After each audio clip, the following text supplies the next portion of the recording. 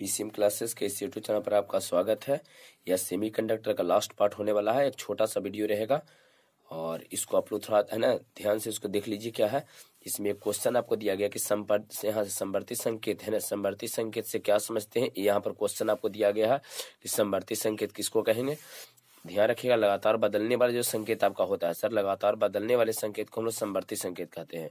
जो संकेत लगातार बदलता है उसको हम लोग क्या बोलते हैं, समवर्ती संकेत। तो ध्यान रखना कि लगातार बदलने वाले संकेत को समवर्ती संकेत कहते हैं।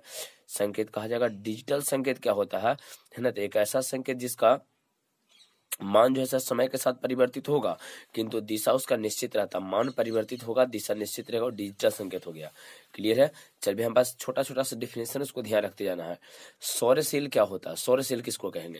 जैसे सौर प्लेट आप लोग देखे होंगे, जब धूपा में उसको रख देते हैं ना तो लाइट से एनर्जी है ना को खींच के उसको विद्युत में बदल देता है। बल्ब हम लोग जलाते हैं, बल्ब है, टीवी है, पंखा, ये सब चलाते हैं। मतलब करता क्या है, तो एक ऐसा मतलब जो सॉरी प्लेट है, एक ऐसा पीएन जंक्शन डायोड उसमें रहता है। तो एक ऐसा पीएन जंक्शन डायोड आपको पढ़ाए हैं, पी टाइप है ना, और एन टाइप सेमीकंडक्टर उसमें रहता है। तो यहाँ पर देखिए एक ऐसा पीएन जंक्शन डायोड है, एक ऐसी युक्ति है, अर्धचालक युक्ति है, जो करता क्या है, तो सौर प्लेट है तो उस पर लाइट देंगे, मतलब प्रकाश ऊर्जा को विद्युतीय ऊर्जा में परिवर्तित कर देगा, है ना। तो प्रकाश ऊर्जा को किसमें, विद्युतीय ऊर्जा में आपको परिवर्तित करता है, उसको सौर सेल कहते हैं। अच्छा, प्रकाश उत्सर्जक डायोड क्या, लाइट इमिटिंग डायोड, एलईडी है ना, इसको शॉर्ट में कहते हैं एलईडी, पूरा नाम होता है लाइट इमिटिंग डायोड।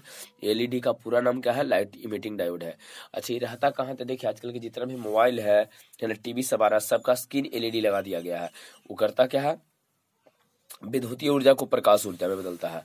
सौर प्लेटवा को ही करेगा सर। तो सौर प्लेट क्या है, जो है ना प्रकाश ऊर्जा है ना, धूप में उसको रख देंगे तो प्रकाश ऊर्जा को विद्युतीय ऊर्जा में। एलईडी क्या करता है, तो एलईडी जो है विद्युतीय ऊर्जा को प्रकाश ऊर्जा में परिवर्तित कर देगा।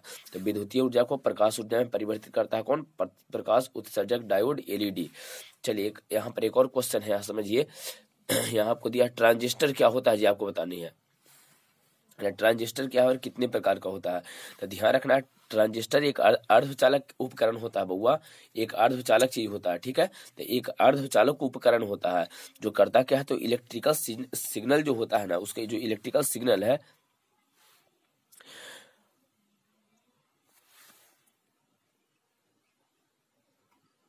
इलेक्ट्रिकल जो सिग्नल होता है, और एक विद्युत जो शक्ति होता है ना, विद्युतीय शक्ति, उसको चाहे तो चाहे तो उसको एम्पलीफाई करता है या स्विच करता है। तो क्या करेगा, स्विच करेगा या तो एम्पलीफाई करेगा। ये ध्यान रहेगा, स्विच या एम्पलीफाई करता है। और ये दो प्रकार का होता है ना। ट्रांजिस्टर कितने प्रकार का रहेगा, दो प्रकार के। चलिए तो ट्रांजिस्टर फिर से एक बार देख लीजिए। समवर्ती संकेत किसको कहते हैं, लगातार बदलने वाले संकेत को समवर्ती संकेत। डिजिटल संकेत क्या है, जिसका मान बदलेगा लेकिन दिशा निश्चित रहेगा। है ना, सौर सेल क्या होता है, तो प्रकाश ऊर्जा को विद्युतीय ऊर्जा में परिवर्तित करता है। और एलईडी क्या है, तो एलईडी का पूरा नाम आपको ध्यान रखना है, लाइट इमिटिंग डायोड है। ये करता क्या है, तो कुछ नहीं, विद्युतीय ऊर्जा को प्रकाश ऊर्जा में। अब बताइए टीवी में क्या लगा हुआ, टीवी का स्क्रीन जो आप देख रहे हैं वो क्या लगा हुआ है, तो एलईडी रहता है। तो एलईडी करता क्या, जब उसको करंट देते हैं ना, तब वो उसमें से लाइट, अच्छा आपको लाइट निकाल के देता है, लाइट निकालता है। तो ये क्या है, एलईडी। तो एलईडी एक ऐसा उपकरण हो जाएगा, पीएन जंक्शन डायोड ही रहता है जो विद्युतीय ऊर्जा को प्रकाश। मोबाइल में आपको क्या है, तो एलईडी स्क्रीन लगा हुआ है। ये करता क्या है, तो जब इसमें करंट मिलता है इसको है, तो इसमें से आपको लाइट देता है, ठीक है। अब यहाँ पर ये ट्रांजिस्टर क्या है, तो यह एक ऐसा अर्धचालक युक्ति होता है जो इलेक्ट्रिकल सिग्नल को या तो विद्युतीय शक्ति को स्विच या एम्पलीफाई करता है। स्विच करना मतलब कम करना, एम्पलीफाई करना मतलब बढ़ाना, स्विच या एम्पलीफाई करता है, ध्यान रहेगा। चलिए ट्रांजिस्टर के प्रकार को होता है सर, दो प्रकार के, एक पीएनपी एक एनपीएन। आगे समझाते हैं, देखिए कैसा रहेगा। चलिए ट्रांजिस्टर दो प्रकार का होता है, एक एनपीएन ट्रांजिस्टर होता है और दूसरा पीएनपी ट्रांजिस्टर है ना। एनपीएन और पीएनपी होता है ट्रांजिस्टर। तो अब देखिए एनपीएन में क्या रहेगा, ध्यान से इसको समझ लीजिए कि एनपीएन ट्रांजिस्टर में क्या होता है।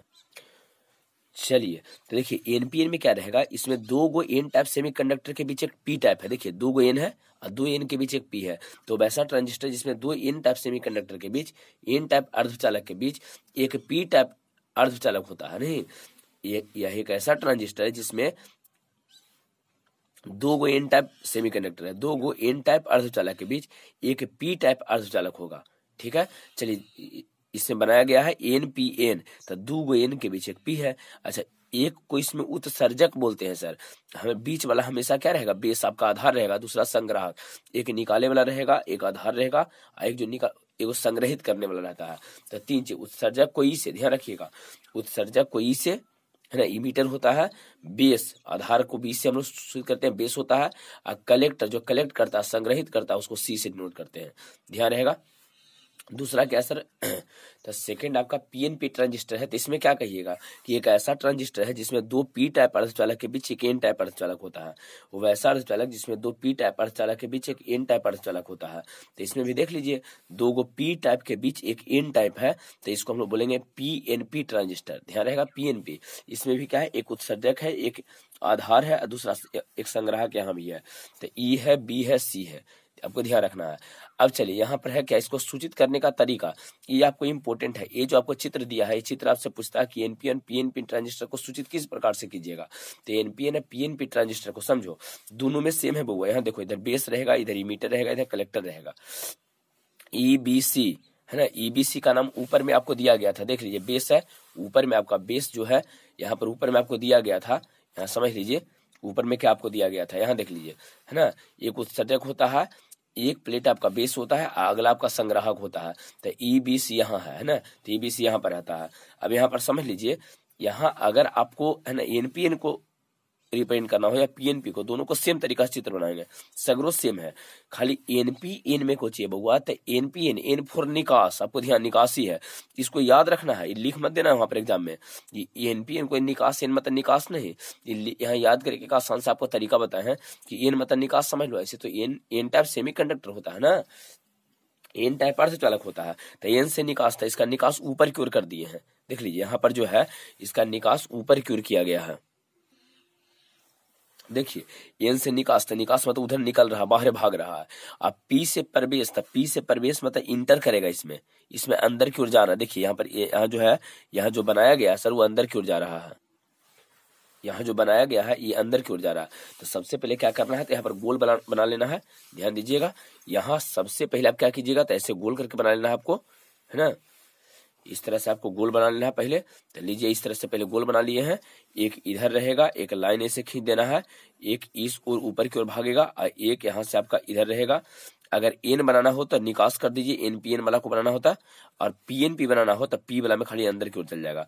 इमीटर रहता है, बेस होता है, कलेक्टर होता है। इमीटर ई है, इमीटर है, बेस है, कलेक्टर है। तो ये आपको ध्यान रखनी है, ये टोटल आपको कॉपी में नोट करना है, टोटल याद कर जाइए, कुछ छोड़िए इस सब में नहीं, एकदम बेसिक सा चीज है, सब कुछ आपको एकदम आसान से याद हो जाएगा। क्लियर है यहाँ तक? चलिए, यहाँ एक और है बुआ, पी है ना, यहाँ पर एक question, P N junction diode जो है उसको सूचित करने का एक तरीका होता है। यहाँ देख लीजिए कैसे कैसे सूचित किया गया है, तो है ना, यहाँ पर इसको ध्यान रखिएगा, सूचित करने का यहाँ पर तरीका बनाया गया है। और सूचित करने के तरीका में बउआ यहाँ देखो बना रहे हैं, ध्यान दो। सबसे पहले क्या करना है, पीएन जंक्शन में जैसे होता है, पीएन जंक्शन को सूचित करने का तरीका आपको बताए थे कि पीएन जंक्शन को इस तरह से सूचित करते हैं। देख लीजिए, पीएन जंक्शन ऐसा होता है ना, पी होता है इधर वाला, इधर एन होता है। लेकिन अगर इसको पीएन जंक्शन डायोड, तो इसको पहले रंग दीजिए, एक इधर खींचो, एक इधर लाइन से खींच दो, ये आपका है ना पीएन जंक्शन डायोड बन जाएगा। तो पीएन जंक्शन डायोड आपको बनाया गया है। एक क्वेश्चन है, देहली आवृत्ति से क्या समझते हैं, इसके नियम को लिखें। तो देहली आवृत्ति जो है सारी प्रकाश की आवृत्ति का वह कम से कम मान है जिसके लिए प्रकाश विद्युत प्रभाव की घटना घटित होना चाहिए, होगा नहीं। जो प्रकाश विद्युत प्रभाव है, ejection of electron from the surface of metal, आपको पढ़ावल गया है कि है ना, धातु के सतह से इलेक्ट्रॉन निकालने की प्रक्रिया है ना, प्रकाश के सहायता, सूचित आवृत्ति वाले प्रकाश के सहायता से। तो दिल्ही आवृत्ति क्या होता है, दिल्ही आवृत्ति आपसे पूछता है, कई बार रिपीट भी किया है आपको क्वेश्चन कि दिल्ही आवृत्ति क्या है। तो है ना, प्रकाश की आवृत्ति का वह कम से कम मान है जिस पर प्रकाश विद्युत प्रभाव की घटना घटित हो। प्रकाश विद्युत प्रभाव की घटना हो तो उसे हम लोग दिल्ही आवृत्ति कहते हैं। और दिल्ही आवृत्ति का नियम क्या है कि अगर दिल्ही आवृत्ति से कम आवृत्ति दीजिएगा बउआ, ये कम से कम खुदे मान है, एक रात से कम पे निकल भी नहीं करेगा, और इससे अगर कम वैल्यू दी जाए तो कहीं प्रकाश विद्युत प्रभाव की घटना घटित नहीं होगा, ध्यान रखना है। तो ये आपको ध्यान रखना है। यहाँ तक में दिक्कत नहीं है। तो देलही आवृत्ति क्या होता है, तो कहते हैं कि प्रकाश की आवृत्ति का वह कम से कम मान जिस पर प्रकाश विद्युत प्रभाव की घटना घटित हो। और इसका नियम क्या है, तो देलही आवृत्ति का नियम ही है कि यदि प्रकाश की आवृत्ति देलही आवृत्ति से भी कम हो जाए तो यहाँ प्रकाश विद्युत प्रभाव की घटना कभी घटित नहीं होगा। ये बात आपको ध्यान रखनी है। यहाँ तक क्लियर हो गया है सब लोगों को। तो चलिए मॉडर्न फेज का सबसे लास्ट वाला चैप्टर पे हम लोग चल रहे हैं और सबसे लास्ट चैप्टर आपका बचा हुआ संचार व्यवस्था। अब समझिए संचार व्यवस्था में कम्युनिकेशन सिस्टम में सबसे पहले आपको डिफाइन करना है बउआ संचार को, कि संचार से क्या समझते हैं। संचार कहे का मतलब ये होता है बउआ कि सूचनाओं या संदेशों को एक स्थान से दूसरे स्थान तक ले जाना। कोई भी सूचना या संदेश, जैसे आपको मान लीजिए कि कहीं आप रहते हैं बाहर, आपके घर पे कोई सूचना पहुंचाना है तो एक स्थान से आपके स्थान से अलग स्थान से, है ना, आप दिल्ली रहते हैं और आपके गांव आपको बिहार भेजना है, तो उस सूचनाओं या जो भी संदेश जैसे भेजिए, मोबाइल से भेजिए, कोई लेके जाएगा, है ना, तो किसी भी प्रकार से यदि आप भेजिएगा तो ध्यान रखना है कि सूचनाओं या संदेशों को एक स्थान से दूसरे स्थान तक यदि आप भेजते हैं तो उसी को हम लोग संचार कहते हैं। ठीक है, सूचनाओं या संदेशों को एक स्थान से दूसरे स्थान तक ले जाना ही क्या कहलाता है, संचार कहलाता है। याद रहेगा, सूचनाओं एवं संदेशों के एक स्थान से दूसरे स्थान तक ले जाना संचार कहलाता है। अगला आपको ध्यान रखना है, सूचनाओं या संदेशों को एक स्थान से दूसरे स्थान तक ले जाने के लिए विभिन्न ऊर्जाओं को विद्युतीय ऊर्जा में परिवर्तित किया जाता है। नहीं, अब के जो युग है उसमें हम लोग क्या करते हैं, हम लोग कुछ भी बोलते हैं ना मोबाइल में, तो सबसे पहले उसको विद्युतीय ऊर्जा में परिवर्तित कर देता है। लाइन उसमें बना रहता है, मतलब तार बना हुआ है इसमें बड़ी सारा। तो विभिन्न ऊर्जाओं को, सूचनाओं या संदेशों को एक स्थान से दूसरे स्थान तक ले जाने के लिए विभिन्न ऊर्जाओं को किसमें, तो विद्युतीय ऊर्जा में परिवर्तित किया जाता है। अब विभिन्न प्रकार के ऊर्जाओं को विद्युतीय ऊर्जा में परिवर्तित करने के लिए बुआ, विभिन्न प्रकार के ऊर्जाओं को विद्युतीय ऊर्जा, जैसे ध्वनि हो गया, हम लोग बोले तो ध्वनि ऊर्जा है, तो उसके पास ध्वनि के पास कौन सी ऊर्जा, तो ध्वनि ऊर्जा, साउंड एनर्जी है। तो ध्वनि ऊर्जा को विद्युतीय ऊर्जा में परिवर्तित करेगा और उसको परिवर्तित करने के लिए इसमें एक उपकरण लगा रहता है जिसका नाम देते हैं ट्रांसड्यूसर, है ना। तो कौन सा ऐसा उपकरण है जो विभिन्न प्रकार के ऊर्जाओं को विद्युतीय ऊर्जा में बदलेगा, तो उसका नाम है सर ट्रांसड्यूसर। ध्यान रहेगा, उसका पूछा जाए कि ट्रांसड्यूसर क्या है, तो ट्रांसड्यूसर में ये कह देना है कि वो वैसा उपकरण जो विभिन्न ऊर्जाओं को विद्युतीय ऊर्जा में परिवर्तित करता हो, उसको हम लोग ट्रांसड्यूसर बोलेंगे। क्लियर है, यहाँ तक में कोई दिक्कत नहीं है। अब चलिए कुछ चीजें हैं उसको डिफाइन करना है। डिफाइन करने से पहले एक बार फिर से रिपीट कर लेते हैं। संचार क्या है, तो सूचनाओं या संदेशों को एक स्थान से दूसरे स्थान तक ले जाना। कोई भी सूचना या संदेश है तो उसको एक स्थान से दूसरे स्थान तक ले जाना ही संचार कहलाता है ना। सूचनाओं एवं संदेशों को एक स्थान से यदि दूसरे स्थान तक ले जाने के चाहते हैं आप, तो उसको ले जाने के लिए विभिन्न प्रकार के ऊर्जाओं को किसमें, विभिन्न ऊर्जाओं को विद्युतीय ऊर्जा में बदलते हैं। अलग अलग प्रकार के, जिससे आप मोबाइल में बोलते हैं तब बोलिएगा तो कौन सा ऊर्जा आपके पास है, हो जाएगा ध्वनि ऊर्जा है, और उसको मोबाइल करेगा कुछ तब विद्युतीय ऊर्जा में पहले उसको परिवर्तित कर देता है। तो विभिन्न प्रकार के ऊर्जाओं को विद्युतीय ऊर्जा में परिवर्तित किया जाता है और विभिन्न प्रकार के ऊर्जाओं को विद्युतीय ऊर्जा में परिवर्तित करने के लिए एक उपकरण है जिसका नाम क्या देते हैं, ट्रांसड्यूसर। ट्रांसड्यूसर क्या है, वो वैसा उपकरण जो विभिन्न प्रकार के ऊर्जाओं को विद्युतीय ऊर्जा में परिवर्तित करता है। अब कुछ को परिभाषित करना है। देखिए यहाँ पर एक मोस्ट इंपोर्टेंट आपके लिए है, कुछ चीजें हैं उसको परिभाषित करना है। चलिए इसको परिभाषित में पहला क्या है, तो यहाँ पर मॉडुलन को परिभाषित करना है ना। मॉडुलेशन जो है, मॉडुलन को परिभाषित करना। मॉडलित तरंग है, वाहक तरंग है, बी मॉडुलन है या बी मॉडुलन। तो इस सबको किस प्रकार से हम लोग परिभाषित करेंगे, देखिए थोड़ा समझिएगा। यहाँ क्या है, मॉडुलन है ना, मॉडुलन है, मॉडुलित तरंग है, वाहक तरंग है, अभी मॉडुलन है। तो देखिए सबसे पहले मॉडुलन किसको कहेंगे हम लोग, इसको इंग्लिश में मॉडुलेशन कहते हैं।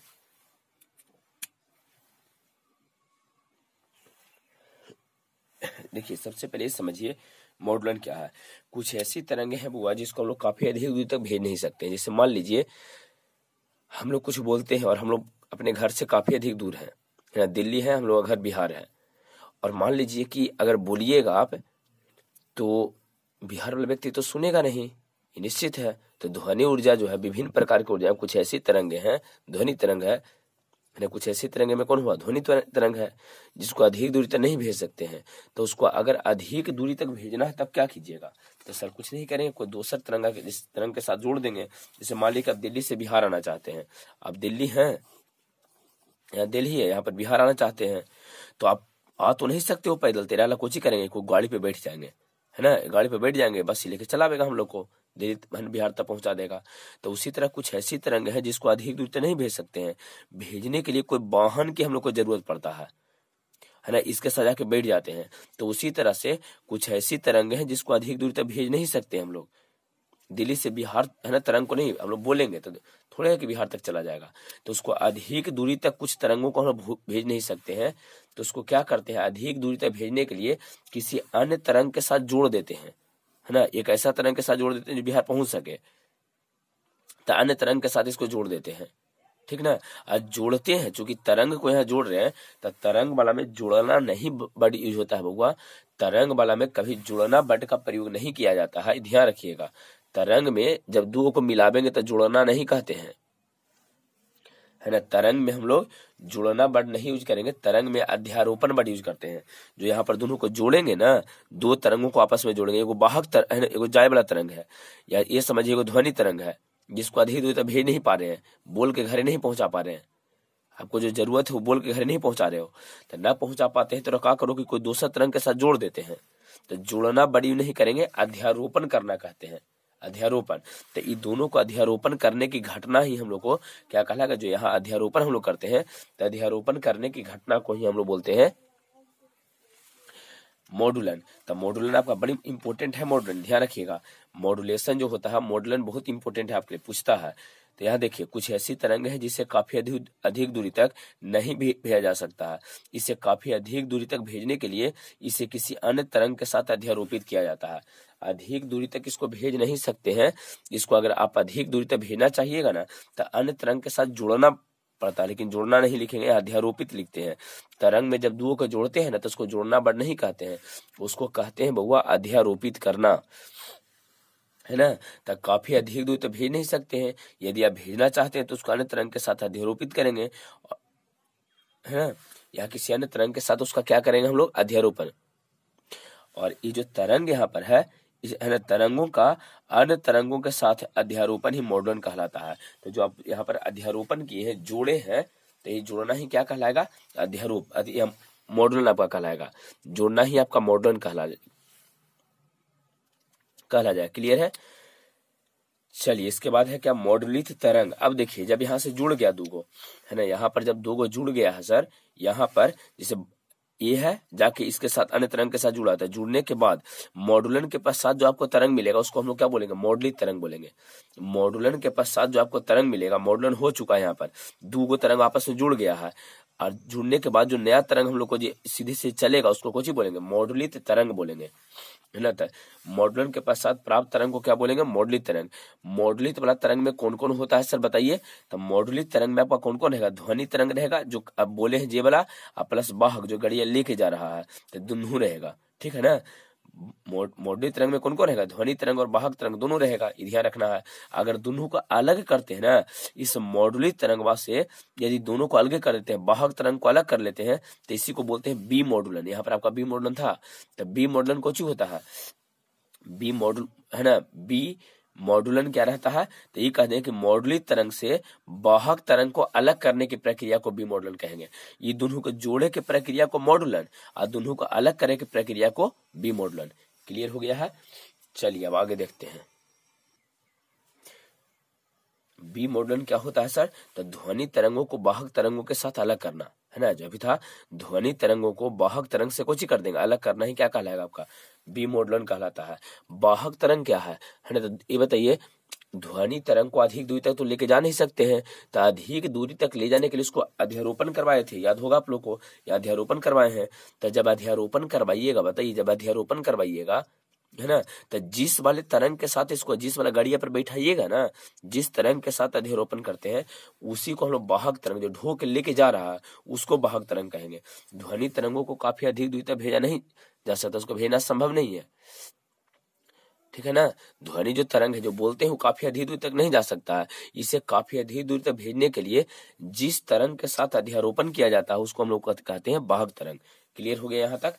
चलिए फिर से एक बार रिपीट कर लेते हैं इसको। संचार क्या है सर? तो संचार में क्या करेंगे? सूचनाओं या संदेशों को एक स्थान से दूसरे स्थान तक ले जाना संचार कहलाता है। सूचनाओं या संदेशों को एक स्थान से दूसरे स्थान तक ले जाने के लिए क्या करते हैं? तब विभिन्न प्रकार के ऊर्जाओं को किसमें? विद्युतीय ऊर्जा में परिवर्तित करते हैं। और विभिन्न प्रकार के ऊर्जाओं को विद्युतीय ऊर्जा में परिवर्तित करने के लिए जिस उपकरण का प्रयोग करते हैं उसको ट्रांसड्यूसर कहेंगे। मॉड्यूलन क्या होता है सर? तो मॉड्यूलन में ये कहते हैं आपको कि है ना, कुछ ऐसी तरंग है जिसको काफी अधिक दूरी तक भेज नहीं सकते हैं, उसको काफी अधिक दूरी तक भेजने के लिए अन्य तरंग के साथ अध्यारोपित किया जाता है। और इसी अध्यारोपण की घटना को है ना, जो तरंग है उसको अन्य तरंग के साथ जो आप मिलाए हैं, अध्यारोपण की जो घटना होता है, इसी को हम लोग क्या बोलते हैं? मॉड्यूलेशन बोलते हैं, मॉड्यूलन बोलते हैं। अच्छा, मॉड्यूलित तरंग क्या होता है? तो मॉड्यूलित तरंग में आपको क्या बताया है कि मॉड्यूलन के पश्चात जो आपको प्राप्त तरंग होगा मॉड्यूलित तरंग होगा। तो मॉड्यूलित तरंग में कौन कौन होता है? ध्वनि और वाहक तरंग दोनों है। और दोनों का अगर ध्वनि और वाहक तरंग को अलग करते हैं तो उसको बी मॉड्यूलन कहते हैं। और है ना, ध्वनि तरंग को जिसके साथ अध्यारोपण करवाते हैं उसको वाहक तरंग कहा जाता है।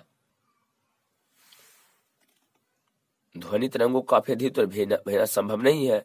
इसे काफी अधिक दूर तक भेजने के लिए जिस तरंग के साथ अध्यारोपण किया जाता है उसको वाहक तरंग कहते हैं। ये ध्यान रखना है। अब यहाँ पर आपको सबसे इंपॉर्टेंट क्वेश्चन है कि मॉड्यूलन से क्या समझते हैं और यह कितने प्रकार का होता है। ये मोस्ट इंपोर्टेंट क्वेश्चन है जो अगला वाले वीडियो में आपको हम करवाने वाले हैं। ठीक है, यहाँ तक आप कंप्लीट कीजिए पहले।